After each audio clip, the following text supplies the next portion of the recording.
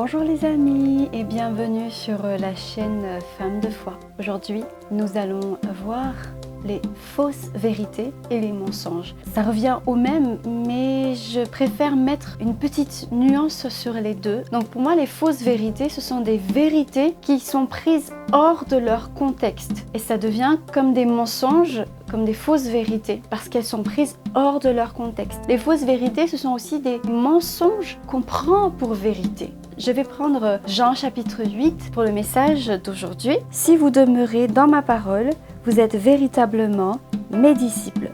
Vous connaîtrez la vérité et la vérité vous rendra libre.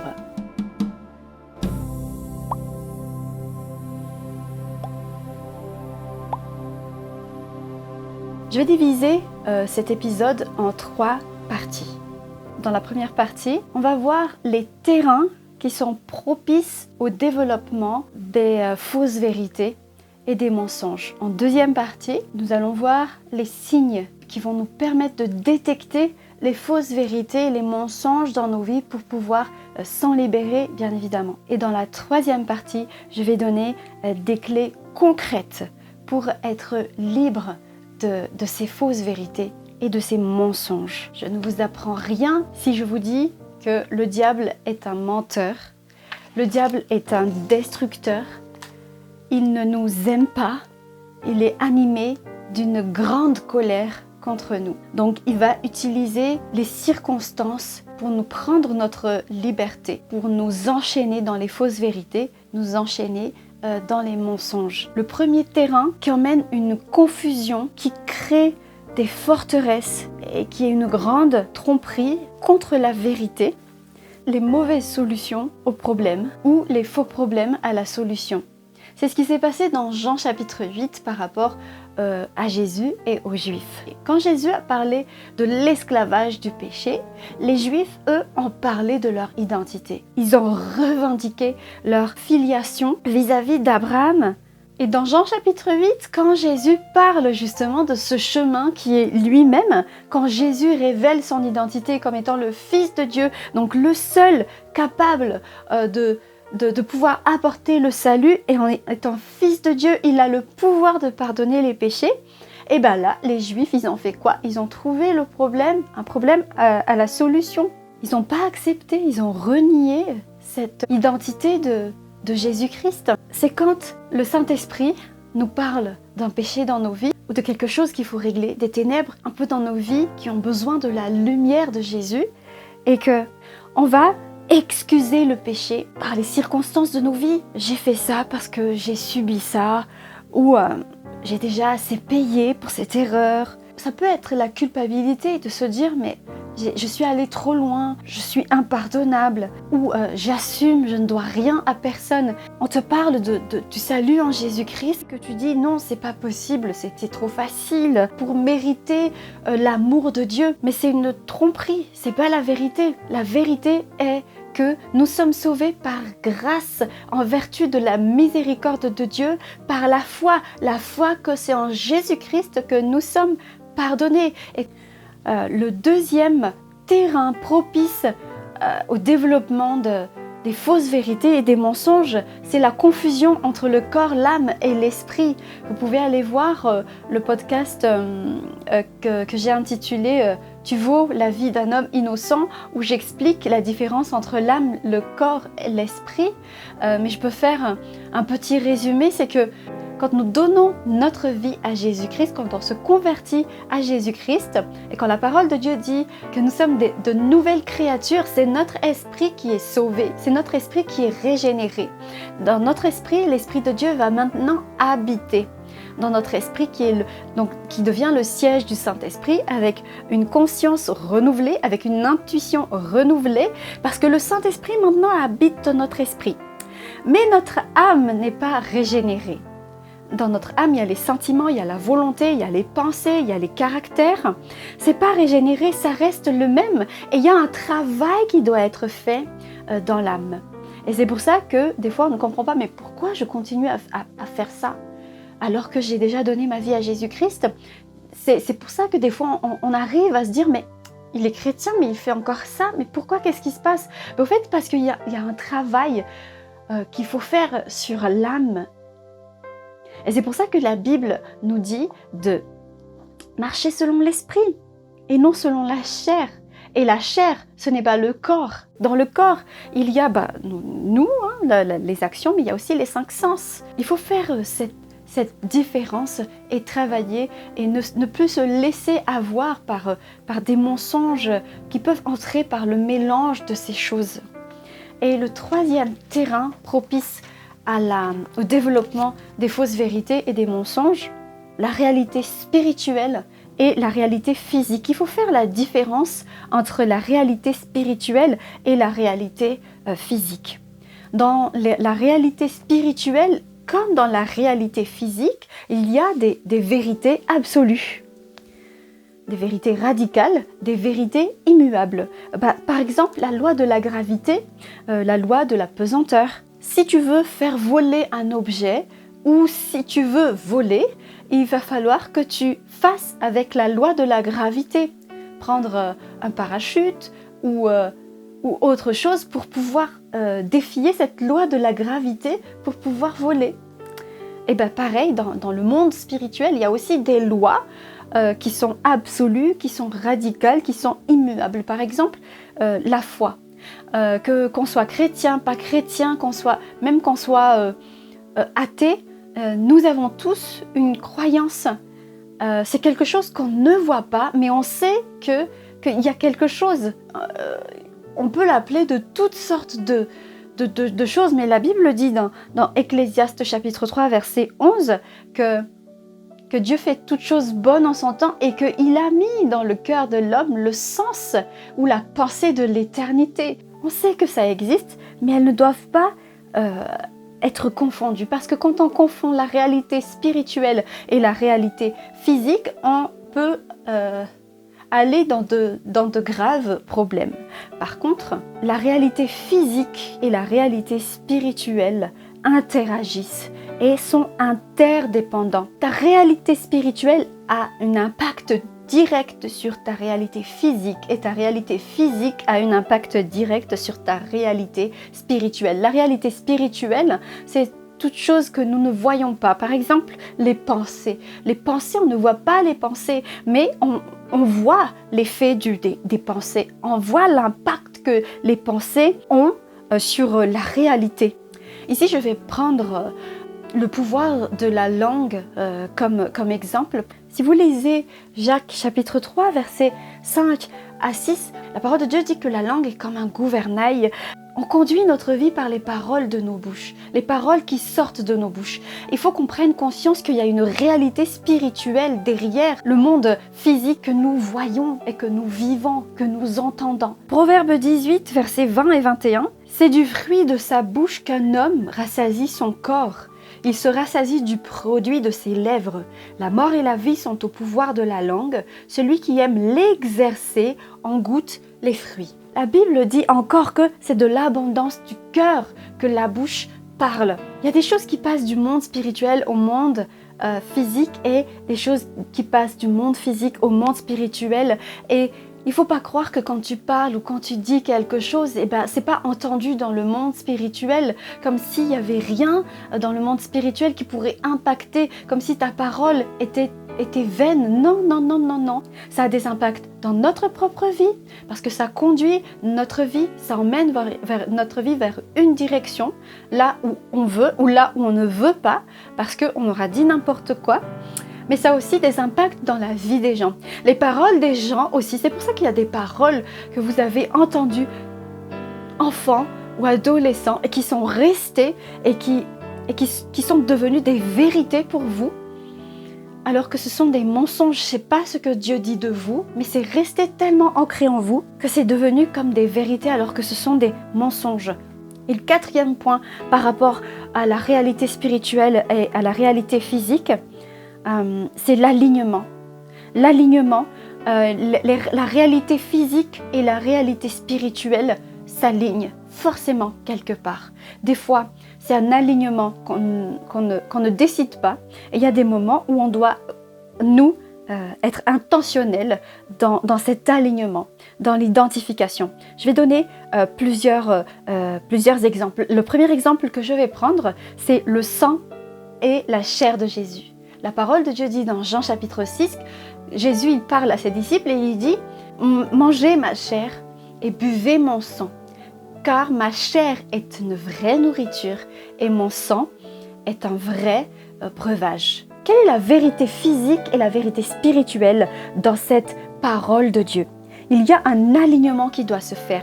La vérité, la réalité physique, c'est que Jésus, il a donné, mais réellement et physiquement, son corps, sa chair, à être frappé, à être déchiré, à être tué pour notre salut. Et il a vraiment donné son sang pour notre salut physiquement il y a 2000 ans. Mais maintenant, cette œuvre, cet acte que Jésus il a accompli concrètement et réellement a un impact spirituel, réel et à perpétuité. Maintenant, il y a la scène. Quand tu prends symboliquement le pain et que tu bois le vin, quand on fait la scène, on s'identifie à cette réalité spirituelle. Comme dans l'Ancienne Alliance où quand on sacrifiait l'animal, le sacrificateur posait sa main sur l'animal, s'identifiait à l'animal comme pour transférer sur la tête de l'animal toutes les malédictions et tout ça, sur la tête de l'animal. Et au fait, quand on prend la scène, quand on mange le pain, quand on boit le sang, on reconnaît, on s'identifie à Jésus parce que Jésus, il a pris sur lui toutes nos malédictions, toutes nos maladies, tous nos péchés. Il les a pris sur lui. Il est devenu malédiction pour nous. Il est devenu maladie pour nous. Il les a pris, il les a emmenés dans la mort. Il les a vaincus et il est ressuscité. Et c'est comme ça qu'on prend la scène. Il y a l'identification, l'alignement que tu fais en prenant la scène et que tu dois t'identifier au fait avec la réalité spirituelle qu'il y a derrière. Donc maintenant, si tu vas chercher le sang de Jésus et la chair de Jésus en tuant un animal, c'est plus la réalité physique où Dieu t'attend. Dieu t'attend juste dans le pain et le vin. Maintenant, si tu prends le pain et le vin juste comme ça, sans t'identifier à la réalité spirituelle qui est dans cette commémoration, et ben c'est comme si tu mangeais du pain et du vin et puis basta. Je veux vraiment prendre le maximum d'exemples pour que ça soit bien clair. Le baptême par immersion, bien évidemment, parce que c'est ce qui est écrit dans la Bible.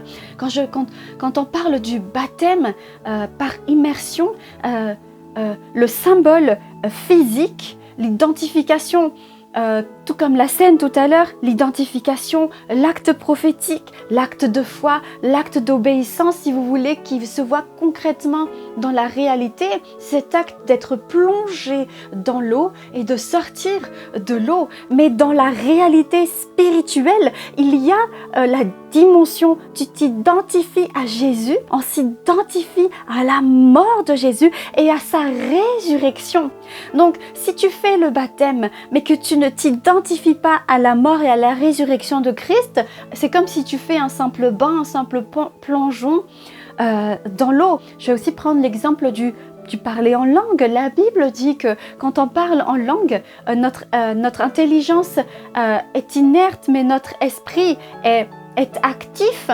Quand tu parles du parler en langue, peut-être que les gens ne comprennent pas physiquement, peut-être que c'est comme du charabia physiquement, mais il y a une réalité spirituelle qu'on ne doit pas ignorer dans le parler en langue. Il y a une dimension prophétique dans le parler en langue, il y a une dimension d'édification personnelle dans le parler en langue. Et comme c'est une prière, il y a aussi une dimension de combat dans le parler en langue. Donc, juste cloîtrer le débat du parler en langue dans la réalité physique nous fait passer à côté de choses puissantes qui est dans le monde spirituel et qui a un impact au fait sur le monde physique. Je vais encore prendre un autre exemple. Dieu parle, la parole de Dieu dit que Dieu parle à ses brebis et ses brebis entendent sa voix et ses brebis reconnaissent sa voix. Les brebis reconnaissent la voix du bon berger. Dieu parle encore. La réalité spirituelle est que Dieu parle encore. Et la réalité physique est que Dieu parle tantôt d'une manière, tantôt d'une autre. Dieu choisit le canal qu'il veut utiliser pour te parler. Et Dieu peut parler par des rêves, Dieu peut parler par des visions, il y a des personnes qui ressentent quelque chose. Dieu peut parler par des circonstances. Dieu parle aussi à travers la Bible. Dieu parle encore. Dieu parle encore. Ça, c'est la réalité, ça, c'est la vérité. Et il y a une vérité spirituelle dans le fait que Dieu parle encore, Dieu parle, et la concrétisation physique de cette vérité.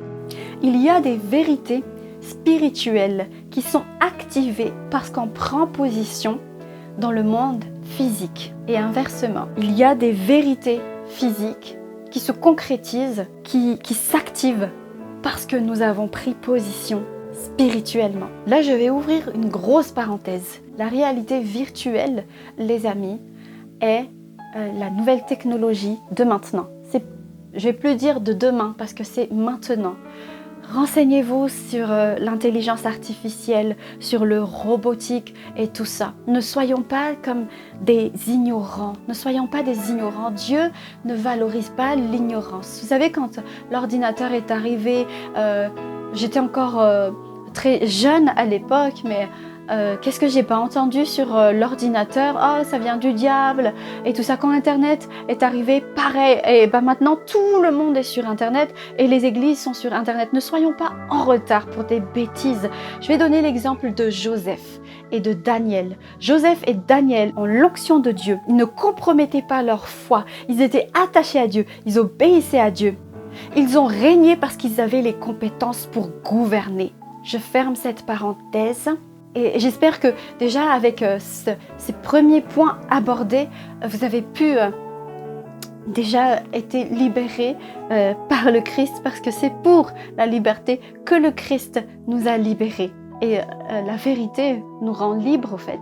Le deuxième point, les signes ou on va dire les symptômes pour identifier les mensonges, les fausses vérités qui doivent être brisées. La première chose, c'est le péché. S'il y a un péché contre lequel tu luttes et que tu retombes ou que tu n'arrives pas à t'en séparer, peut-être qu'il y a un mensonge, une vérité qui est mal établie dans ta vie.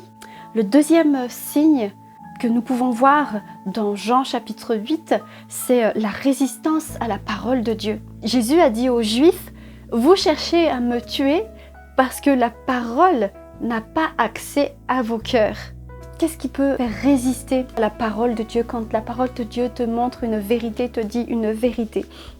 Ça peut être l'orgueil, ça peut être la peur de souffrir ou la rancune ou l'amertume ou la culpabilité. Le pire des mensonges, c'est quand on n'arrive plus à se défaire de sa réalité et de se dire que sa réalité est absolue, que ma situation, elle ne changera plus jamais, rien ne peut y changer, rien ne peut changer ma situation. Vous voyez, ça c'est des mensonges tellement ancrés. Et la vérité de la parole de Dieu vient briser ces mensonges. Le troisième signe que je vois dans Jean chapitre 8, les sentiments qui sont éveillés quand on parle d'un certain sujet. Ici, pour les Juifs, c'était la colère. Parfois, il y a des sujets qui font des effets qui emmènent à notre atmosphère, une atmosphère de colère, de peur, de tristesse, peut-être de honte, peut-être d'offense, peut-être d'orgueil. Il y a une réaction, on est sur la défensive. C'est peut-être un signe qu'il y a un mensonge qui nous enchaîne et qui doit être brisé. Un mensonge qu'on nous a dit sur notre capacité, par exemple. Un mensonge sur des paroles qui sont restées, des paroles qu'on nous a dit ou qu'on s'est dit à soi-même et qui sont restées et que le Seigneur veut briser aujourd'hui. Et le quatrième signe que je relève, c'est les mauvais cycles. Quand il y a quelque chose qui arrive très souvent, on te vole beaucoup, tu retombes tout le temps dans le même péché, tu perds tout le temps ton travail, tu retombes toujours dans des maladies, y a comme une malédiction qui est sur toi ou sur ta famille, des mauvais cycles comme ça. Je peux vous témoigner qu'il y avait un mensonge dans ma vie, c'était un mensonge par rapport aux échecs. Alors que je suis quelqu'un de très entrepreneuse, il y avait un moment où tout ce que je faisais au fait foirait. J'avais créé une première entreprise, ça a complètement foiré. J'avais créé une deuxième entreprise, ça a foiré. Je faisais des démarches et ça n'aboutissait pas. Il y avait plein de choses au fait. Et le Seigneur m'a montré qu'au fait, j'avais un mauvais cycle dans ma vie. Et le mauvais cycle venait d'une pensée mensongère. Cette pensée, c'était que je m'attendais à l'échec dans le sens où je me dis, ça va foirer, mais je serai tellement forte parce que je suis enfant de Dieu et je vais me relever. Inconsciemment, j'ai été marquée par mes échecs et je me voyais plus comme quelqu'un qui se relève de ses échecs que quelqu'un qui réussit dans ses entreprises. Le Seigneur m'a montré que c'était un mensonge, un cycle mauvais, un mensonge qu'il fallait briser dans ma vie. Je vais vous donner les 6 clés pour se libérer. La première clé, c'est la repentance. Si vous vivez dans le péché, si vous vous reconnaissez dans un mauvais cycle, dans de mauvaises pensées, la repentance, c'est de reconnaître avoir mal fait et de s'en débarrasser, s'en détourner. C'est tout ce que Dieu attend. Deuxième point, chérissez la liberté en Christ. Galates chapitre 5, verset 1. C'est pour la liberté que Christ vous a libérés. Demeurez donc ferme dans la liberté et ne vous remettez pas sous le joug de la servitude. Chérissez la liberté en Christ. Prenez conscience que c'est pour la liberté que Christ vous a libérés. Je reviens dans Jean chapitre 8. Si vous demeurez dans ma parole, vous êtes véritablement mes disciples, vous connaîtrez la vérité et la vérité vous rendra libre. Troisième point, demeurez dans la parole de Dieu. La parole de Dieu est la vérité. Demeurer, ça veut dire rester dans la parole, ne pas partir de la parole, séjourner dans la parole, habiter dans la parole. Ne soyez pas des touristes de la parole. Le troisième point, le discipolat. Si vous demeurez dans ma parole, vous êtes véritablement mes disciples. Dans le mot disciple, il y a 2 choses au fait. Premièrement, c'est la discipline. La discipline nous permet d'acquérir de la maturité dans l'amour, de la maturité dans la connaissance de Dieu, de la maturité pour avoir la stature parfaite de Christ. Dans la discipline, il y a aussi l'obéissance. C'est quelque chose qu'on n'aime pas de nos jours parce qu'on a eu cette idée d'une fausse liberté où tout est permis. Non, la Bible même dit tout m'est permis, mais tout ne m'est pas utile. Il faut de la discipline pour les reconnaître et avoir de la maturité. Dans la discipline, il y a aussi cette notion de suivre. Un disciple va suivre un maître, au fait. Donc, dans le monde spirituel, nous suivons Jésus. Nous sommes tous enfants de Dieu. Nous sommes tous suiveurs de Jésus. Nous suivons tous Jésus. Mais Dieu a établi sur nous aussi des autorités et des ministères. Et nous devons apprendre, ça fait partie de la discipline au fait, nous devons apprendre aussi à nous soumettre à nos autorités. Parce que se soumettre aux autorités, il y a des bénéfices et donc des droits et des obligations. Mais comme Dieu est un Dieu d'amour, c'est toujours pour notre bien et c'est toujours pour aller dans cette maturité. Je vais lire dans Hébreux chapitre 13 verset 17. « Obéissez à vos conducteurs et soyez leur soumis, car ils veillent au salut de vos âmes, dont ils auront à rendre compte, qu'ils puissent s'acquitter ainsi de leur ministère avec joie et non en gémissant, ce qui ne sera pas à votre avantage. » Les personnes qui sont établies par Dieu sur l'Église et tout ça, c'est pour l'édification de l'Église, c'est pour que l'Église devienne mature. Mais nous brebis, nous avons aussi la responsabilité afin qu'ils puissent s'acquitter de leur ministère avec joie et non en gémissant. Nous avons aussi cette responsabilité, cette maturité à acquérir. Et la maturité de faire la part des choses, de ne pas tomber ni dans l'idolâtrie, ni dans la rébellion. Voilà, cinquième clé, persévérer dans l'amour de la vérité. Persévérer dans l'amour de la liberté en Christ, de la vérité en Christ. Persévérer dans le fait de rester, de demeurer dans la parole de Dieu.